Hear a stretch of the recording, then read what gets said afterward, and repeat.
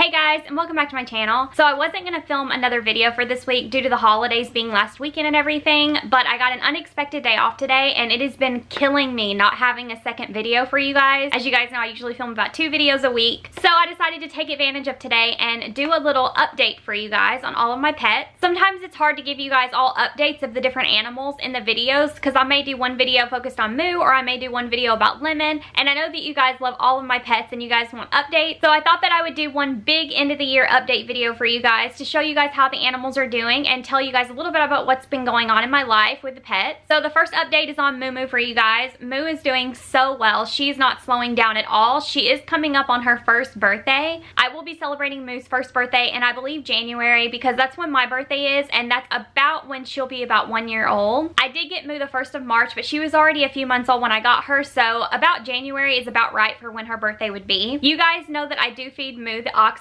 pellets. Well, I wanted to let you know I did try the lab blocks, you know, like the blocks you guys were recommending to me. I tried them actually a few weeks ago, and I wanted to tell you that she will not eat them no matter what. We are sticking with Oxbow, and she is doing really, really well. She's eating and sleeping and running just like normal. I am considering doing another video with Moo pretty soon where I just get her out and play with her and talk to you guys and just kind of relax. I did one of those videos a while back, if you guys remember. I was laying on the bed with her, and I really loved that video. So I am thinking about doing one of those pretty soon. If you guys are interested in that, let me know down below. The next update is on Bodhi. Bodhi is doing really well. I know you guys really love him and miss him. Bodhi has been doing really well, still being a good little gator. I got some clips of him for you guys so you could see him last night. He was just hanging out in one of his plants, but he's doing really well, and I just wanted to let you guys know that. The next update is on Lemon. I have some really exciting news about Lemon. She finally ate her very first worm. I offered her a night crawler using tongs the other night, and she ate it right up. I was so excited, probably more excited than I should have been for her eating a worm, but I couldn't believe it. I've been trying for so many months. You guys know I have not been able to get her to eat anything other than crickets.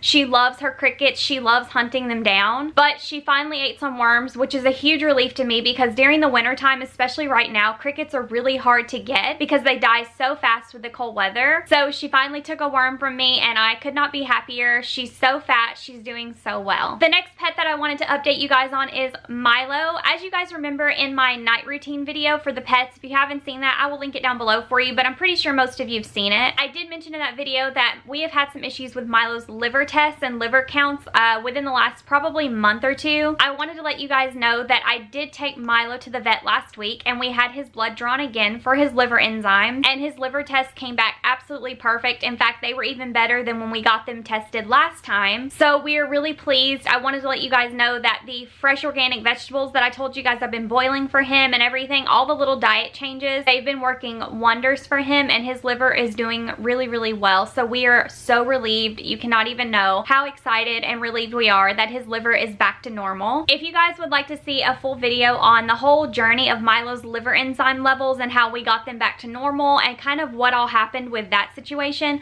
let me know in the comments down below, and I would be more than happy to make a detailed video on that for you guys and tell you guys kind of what changes we made and things to get Milo's liver back to normal. I kind of think that would be a really important and helpful video to make for people with dogs who maybe have liver issues. I know that we didn't have a lot of resources to turn to whenever we were going through this with Milo, and it was a really scary and sucky experience. So if you guys are interested in a video all about how to cure a dog's liver or help a dog with liver issues, let me know and I will make that for you. And the last update and a bit of sad news for you guys is actually one of my hermit crabs has passed away. My biggest hermit crab, Princess, did pass away a few weeks ago. I held off telling you guys about it because it was the holidays and I didn't want to bum anyone out. It definitely bummed me out. It bummed my husband out even. It was really sad. I had her just short of 9 years, so I was really attached to her, as I am all my pets, but I have had my hermit crabs almost 9 years, so I have had them a really long time. I do love them just like I love all of my pets, and it was really sucky to have to lose one right before the holidays. So I did hold off telling you guys for a while because of that. I wanted to kind of wait until the holidays were over. As far as how she died or why she died, I'm obviously never gonna know 100%. Obviously, I know and believe that I take really good care of my crabs, and I know that they're healthy, and I know that everything is okay. However, she did still pass away, and sometimes that happens. Long story short, I kind of had a bad intuition feeling with her that something was up with her, or maybe she was going to be passing away. I kind of saw it coming a few days before it happened. I was worried about it. I had been checking on her,